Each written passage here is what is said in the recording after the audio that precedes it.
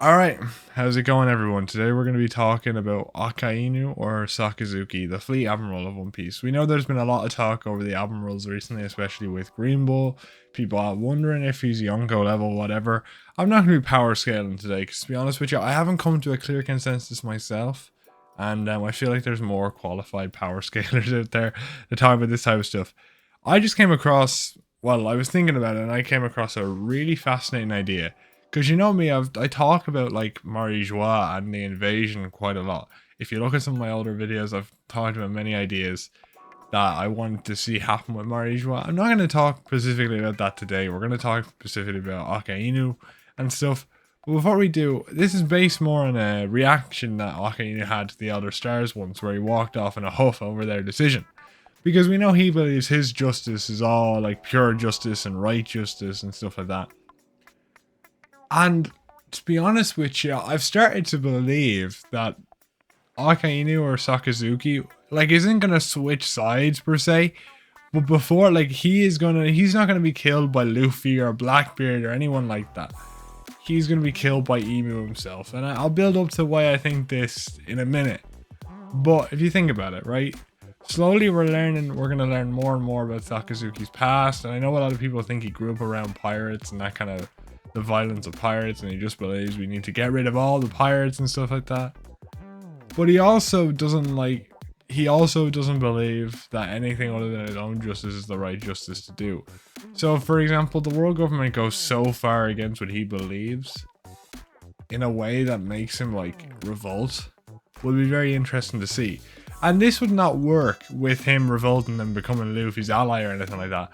He would have to revolt and pull a Blackbeard and either go against everyone, go against everyone and die in a blaze of glory.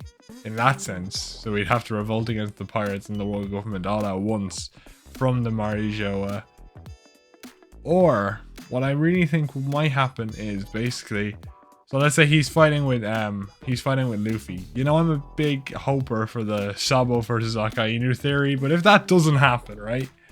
We got Akainu fighting against Luffy, and then for whatever reason, maybe because Luffy goes into gear 5th and Joy Boy appears or whatever, Emu makes an appearance, right?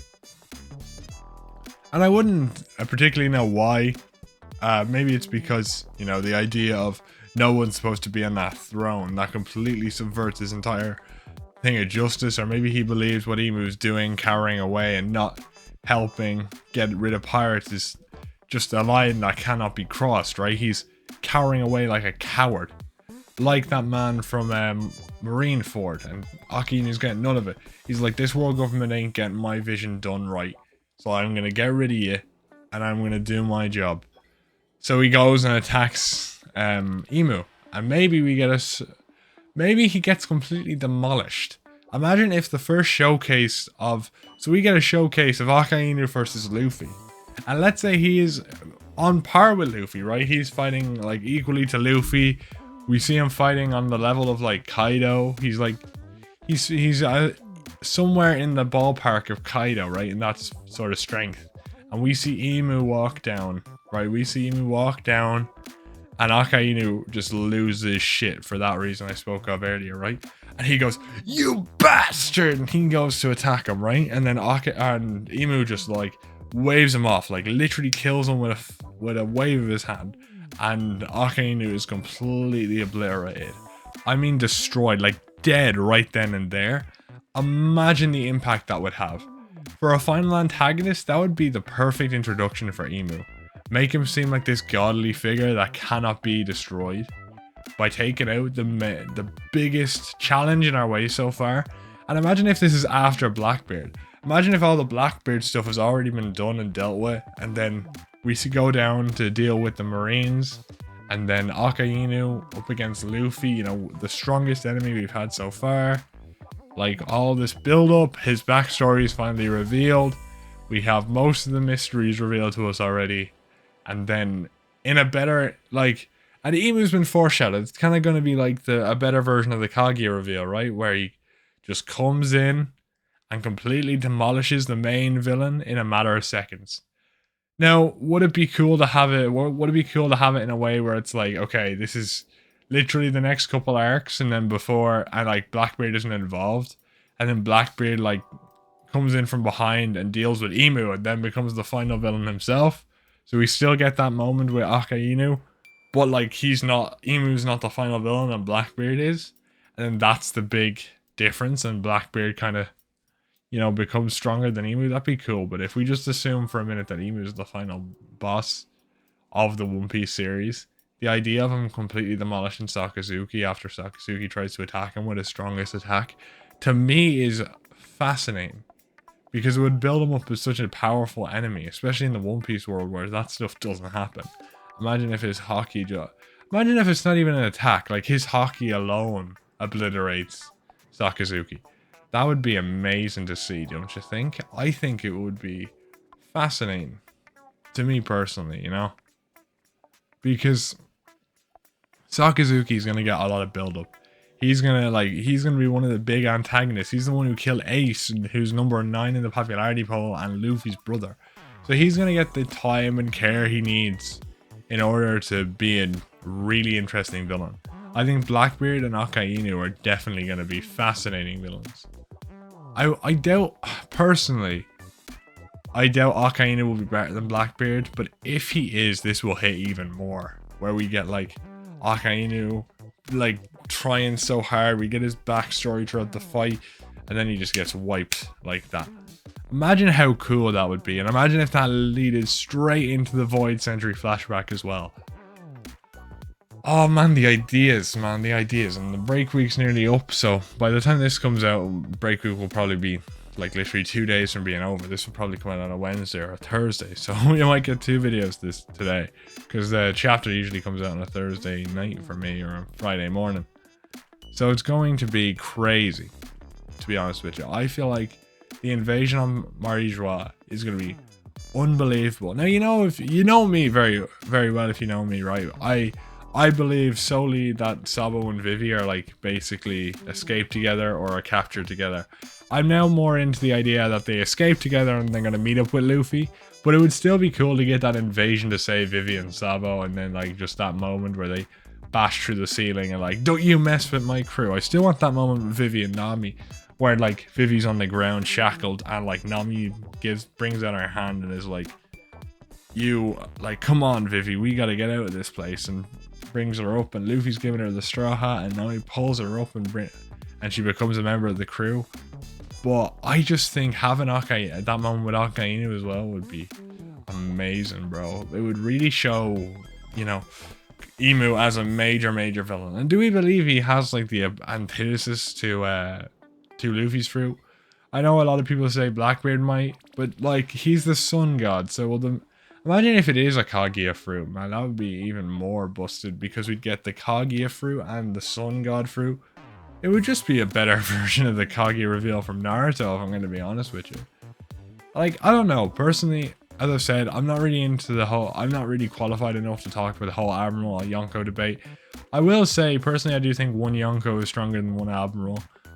It really depends. Like, I think Aokiji and Akainu could definitely take on an Admiral. Like, individually. I think Aokiji could definitely be an Admiral.